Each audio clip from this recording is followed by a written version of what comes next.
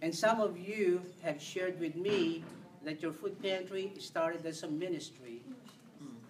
And later on, the ministry left the food pantry. Most of the food pantries and soup kitchen are in churches.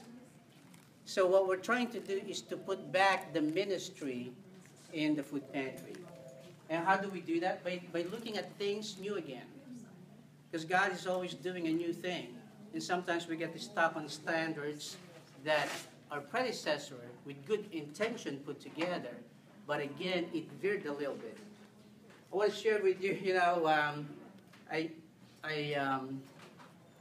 grew up in the Philippines, surrounded by sea, so I learned to swim, and I like it, going to the sea. And at one time, I was with my friends, and we said, okay, who's going to swim faster? So I thought, oh, well, let's go do it. So my little feet was like little propeller. I was in high school, and then just swim, and then close my eyes. I said, I'm going to win this. And then later on, when I opened my eyes, I was going the wrong direction. I'm swimming fast in the wrong direction. The same thing in our ministry. If we don't take a fresh look at our ministry, at our food pantry, we might get caught up in doing so many tasks and stuck there and missing the major thing. The major thing is people.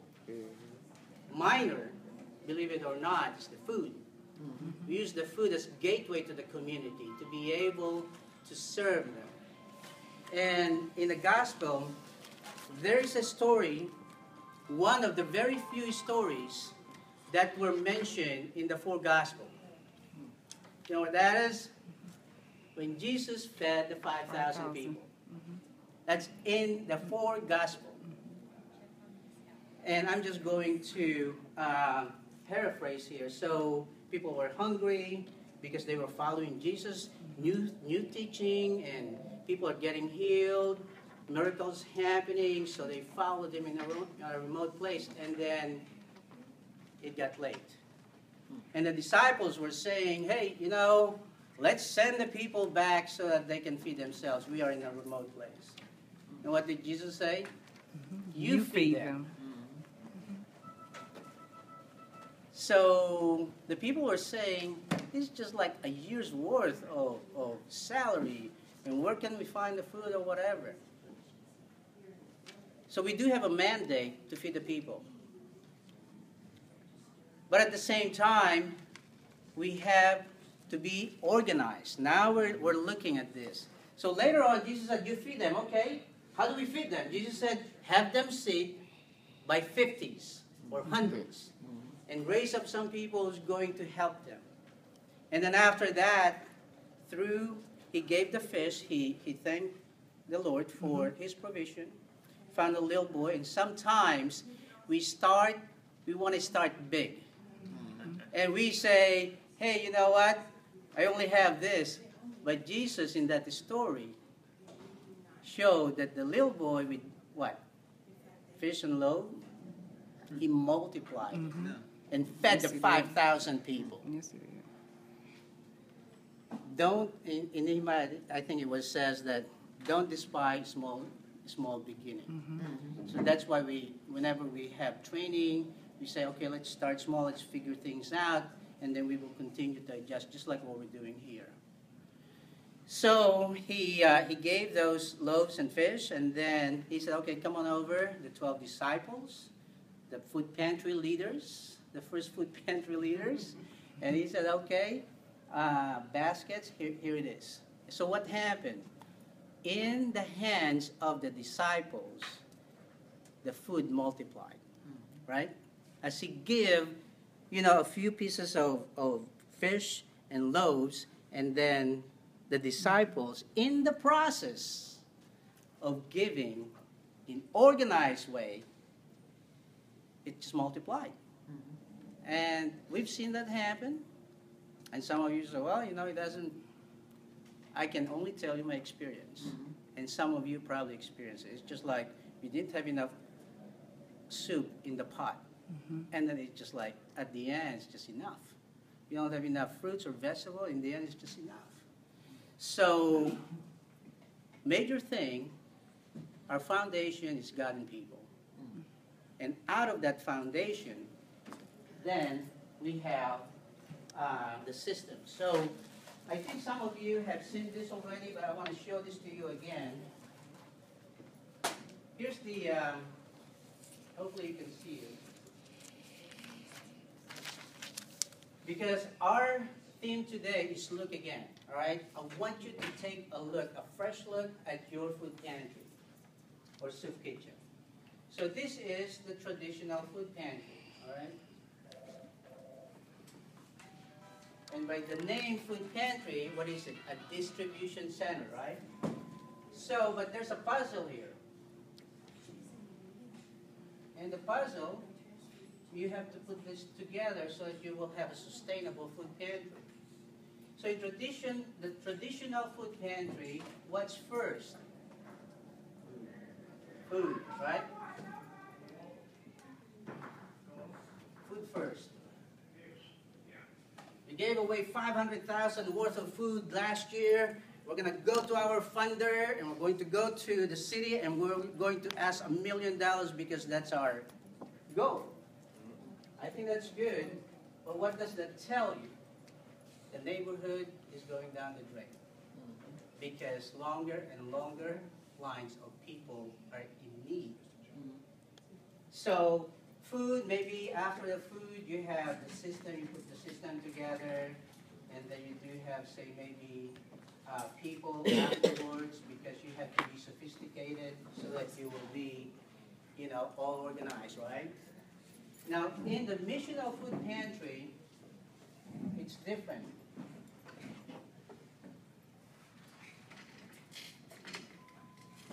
So in the missional food pantry is what?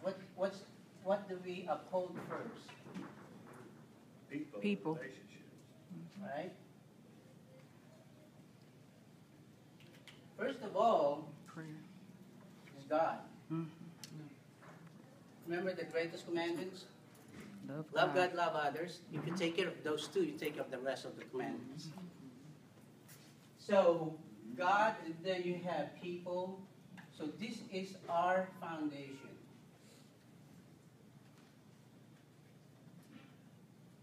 And again, biblically, build your house not in the sand. Build your house with strong foundation so that it will not crumble. The same thing as in food pantries. That's why food banks now are starting to send some people to us for training because they're starting to see it's easy to get started, but it's another story to sustain that and also focus on really what's the major thing, which are the people. So we do have the foundation. So once we take care of God or uphold God and people, then food is going to come. I tell you what, if you have good training, if your volunteers understand your mission, they will find food for you. You're not the only ones going to be looking for resources. Once they see the vision, they'll follow the vision. Again, biblically it says, without vision, people perish. So, this is the difference. Do you have any questions? All right.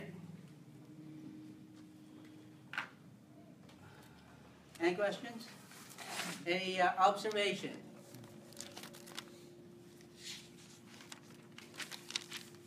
All right, I'm just gonna, did some of you read the minutes from last time?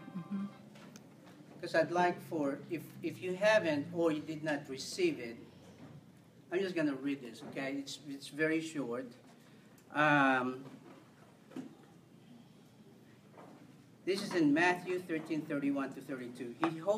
He told them another parable. The kingdom of heaven is like a mustard seed, which a man took and planted in his field. Though it is the smallest of all seeds, yet when it grows, it is the largest of garden plants and become a tree, so that the birds come and perch in its branches. So similar to the parable that I just read, there are little things that we can do at our food ministries that can make a huge difference in someone's life.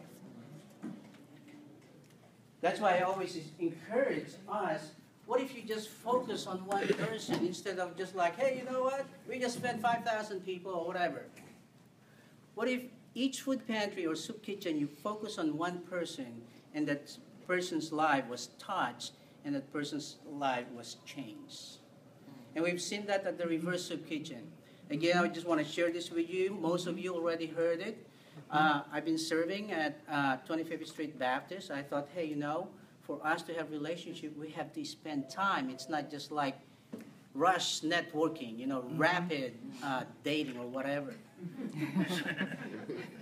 Which is, you know, that's what's happening in our society. It takes time for a relationship. The first time I spoke there, one person, you know, we have leaders here from 25th Street Baptist. I was standing here, I said, what if we do this and that? And then the person next to me said, you guys are only talk. And God told me to shut my mouth. Once I shut my mouth, they start talking about it and they figure it out themselves. After a few months, I asked the clients, and in the soup kitchen, the majority there are more homeless in soup kitchen than in a food pantry. That's the difference, okay? So in the soup kitchen, so I thought, hey, you know what? Do you know how long and how much effort to feed the group? What if, you know, it's not just like serving you and then you go home and then they're done. No, it's a week-long thing. They use their own gas, they use their own money sometimes, they cook, they clean and everything. I said, that's week after week, 25th Street Baptist do that. And also Barnes United Methodist, actually twice.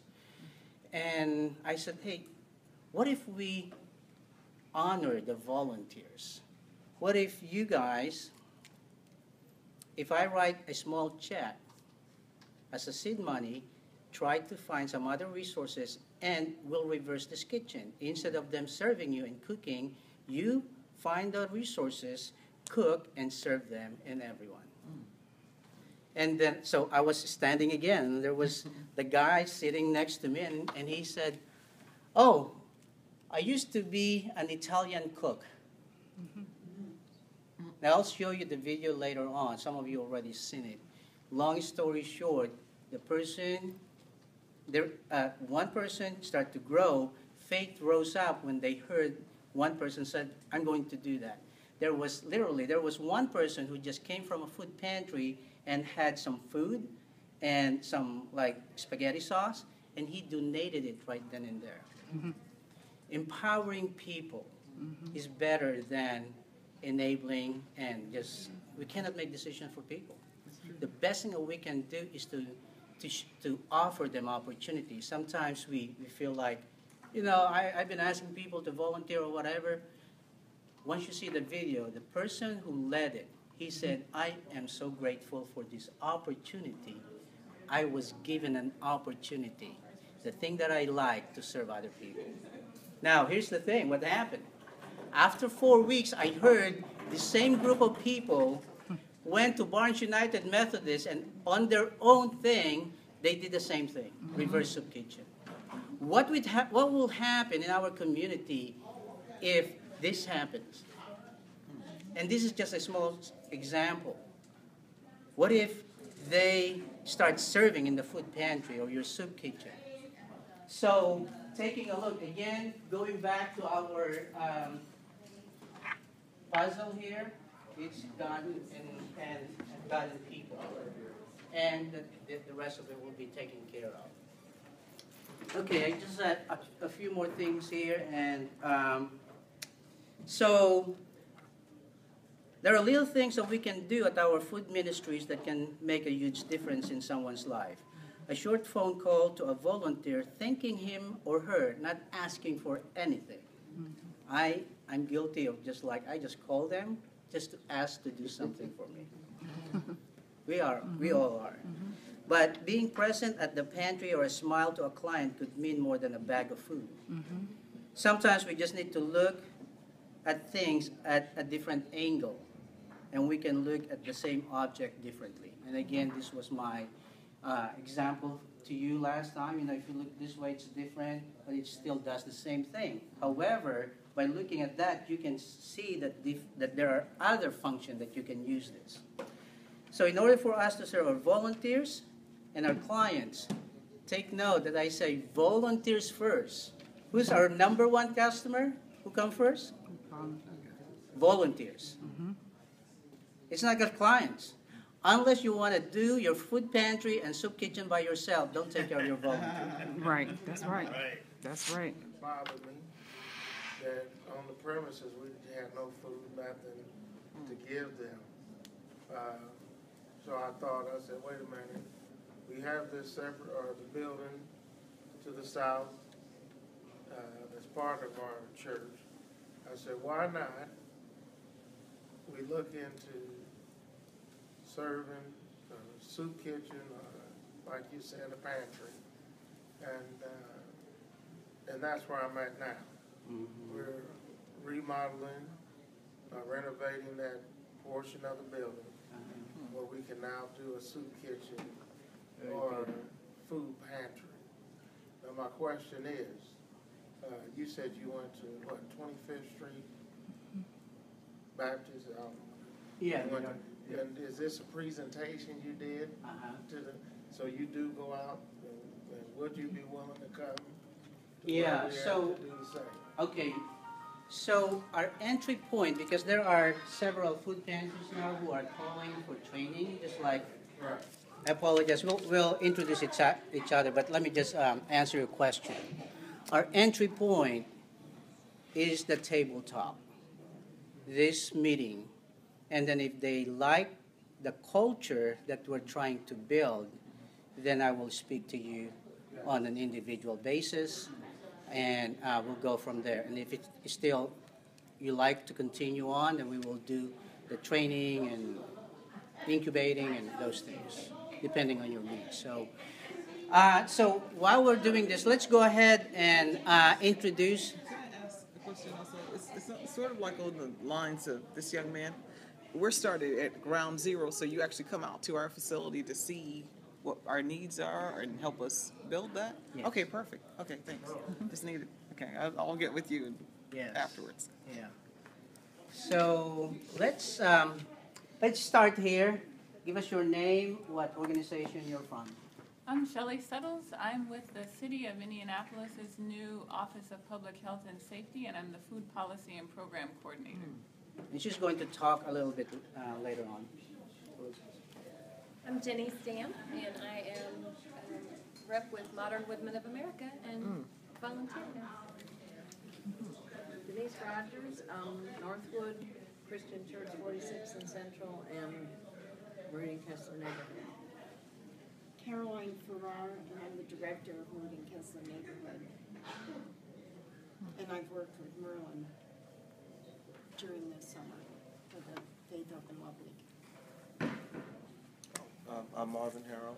I'm a volunteer at Hawthorne Place Apartments Food Pantry. Hi, I'm Takia Harrell, president of the Resident Council of Hope, Indianapolis at Hawthorne Place Apartment. Hello, I'm Shellye, and I'm the president of the Helping Hand at Shellye Missionary Baptist Church, which have a pantry that we organize there. Hi, I'm Lillian Robinson, and I'm from Westside Ministry, and we're just getting started. I'm Lydia Davis. I'm a minister at Barnes United Methodist Church, and we have our food pantry and soup kitchen twice a week, and I also volunteer and help with Faith, Hope, and Love. I'm Sam Manning, pastor of Vision of Hope Outreach Ministry at Walnut Ridge, and also am being incubated and launching my food pantry there, and also being a volunteer with Faith, Hope, and Love. Jerry Cox, 25th Street Baptist, with the soup kitchen and small pantry. I'm Charles Rett, a volunteer at 25th Street Baptist with the food ministry and a SAM ministry, that is substance abuse ministry. My name is Mario Elcock. I'm the pastor of Mount Nebo Missionary Baptist Church in the Brightwood, Martindale area. I'm excited to be here.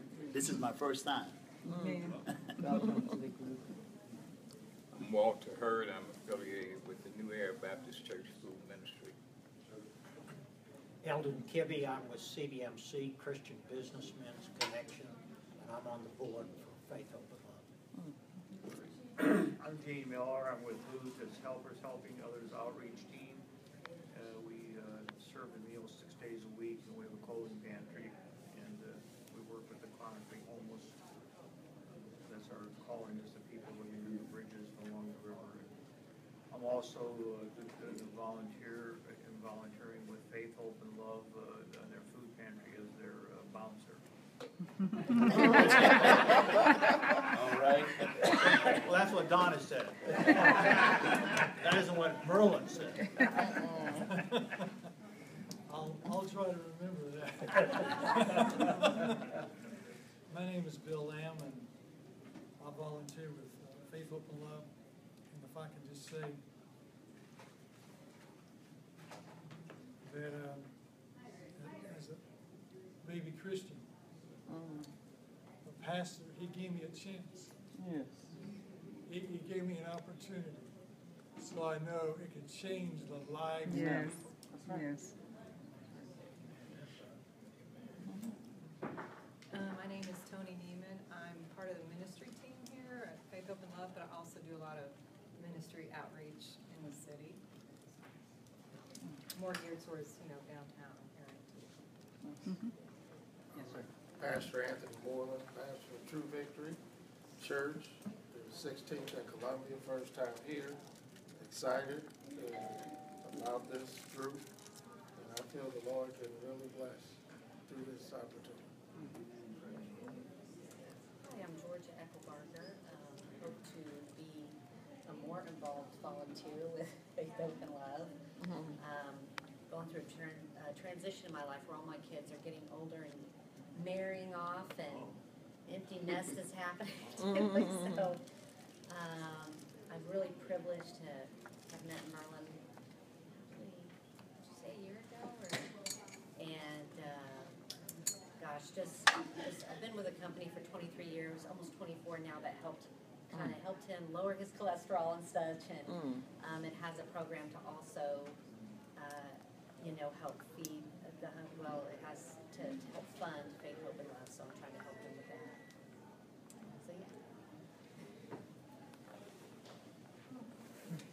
So I want everybody to see me. So, hi, my name is Berlin Thomas Duosier.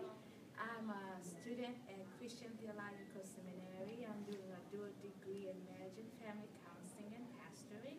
And I'm also a member at Westside Ministry. And I work here for the after school program. And I've been at Martin Luther King for 2 years and a half now.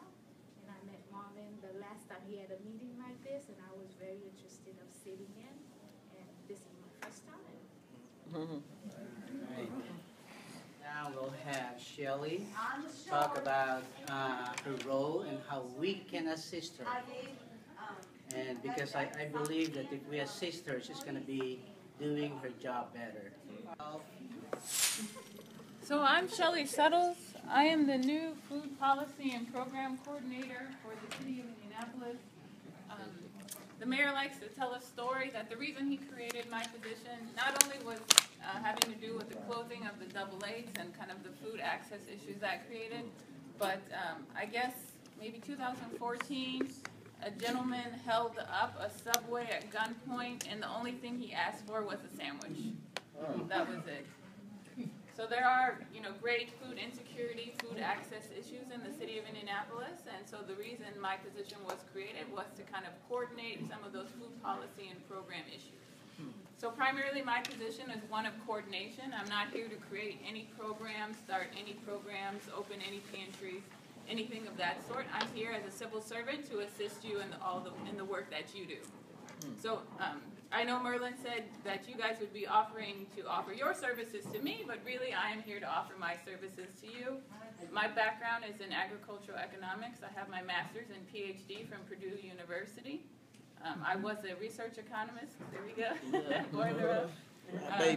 I was a research economist at the United States Department of Agriculture's Economic Research Service, and one of my primary research focus areas was on local food and regional food systems. So this is something I do have professional research in. So outside of that, in my current position, I feel that I will most likely have 3 big task areas. The first being food access and dealing with the lack of fresh fruit and vegetable options in certain neighborhoods. The second being food insecurity, specifically in areas that you all know very well in regards to people that just don't have the means to get access to food. And the third being food economy, and that would be dealing with urban farmers, people with food businesses, and the like. So if you all had any questions for me, in my new position, I've only been in the position since the end of August, but I've been making it a point to get out into the community and learn about what's going on, and a lot has actually been very insightful for me to see that people are involved in a variety of different areas, and many of those overlap. So whether it be that they are an urban farmer and they make the donations to the local food pantry, whether perhaps the food pantry is able to refer people to local grocery stores like Kroger for jobs. Kroger is the #2 employer in the state of Indiana, so they're very involved with food access and food insecurity issues. So a variety of different things are going on in the city, and I hope to kind of be the coordination point to help you all do what you do so well. Were there any questions? Yes. So as you've gotten out in the community, you've been in research, now you're out in the community. What are the ahas that are out there? Well, I thought it would be this way, but it's not. Or, wow, this is something new I haven't seen. So I would say the #1 aha for me is probably in the area of kind of the misconception about food access and food insecurity. And a lot of times, as a researcher, I kind of, I would say parse words. People say food access or hunger or food insecurity. And a lot of times they're very different in terms of research, but a lot of times they're muddled in the average person's mind, and just kind of understanding what people think about food access and food insecurity and poverty. I'm sure many of you know that there are certain misconceptions about federal programs such as SNAP and WIC and the wonderful things that those programs do for individuals, families who are struggling. So I think, especially for me as a researcher, I know that when we look at SNAP and WIC at the USDA, we know that 80% of the individuals that were on SNAP and WIC were immediately employed the year before, and that 90% employed the year after they get off of SNAP or WIC. But that is not something the average person knows, so they think, oh, it's food stamps. People are on these lifelong programs, taking advantage. But really, as a researcher, I say, hey, wait a second. Research shows this, and these programs are very beneficial to families in need. And it gives them the food access, helping shorten the long lines that you guys see in the food pantries. Yes. So that tells me that one of the big issues in food is the same issue as everybody else deals with in their organization, and that's communication. Yes. Yes. We've been noticing, as a volunteer also for another agency called Circles, to deal with poverty on many different levels. And we are helping people come out of poverty, but we're finding that if they make a meager amount from minimum wage up to a certain point, they're fine. They can receive their SNAP benefits and child care and all of that. But as soon as they do a good job and they get a 25-cent raise or a 50-cent raise, now it puts them in a status we refer to as the cliff effect, where now they've fallen off the cliff. They lose all of their SNAP benefits, all of their other benefits that goes along with that. So they ultimately have to quit the job in order to survive. Is there anything being put in place that can address that cliff effect? So one thing is that I work closely with Kate Howe at Indie Hunger Network, and so they have done a lot of research in these areas. They would call them hunger gaps. So gaps that are created for individuals like you mentioned who make 25 cents more and get all of the federal benefits cut, or perhaps seniors. I know they know between, I think it's 55 to 65, right before you you know, you would retire, but before you would get Social Yes. Security, that position that puts you in with food insecurity.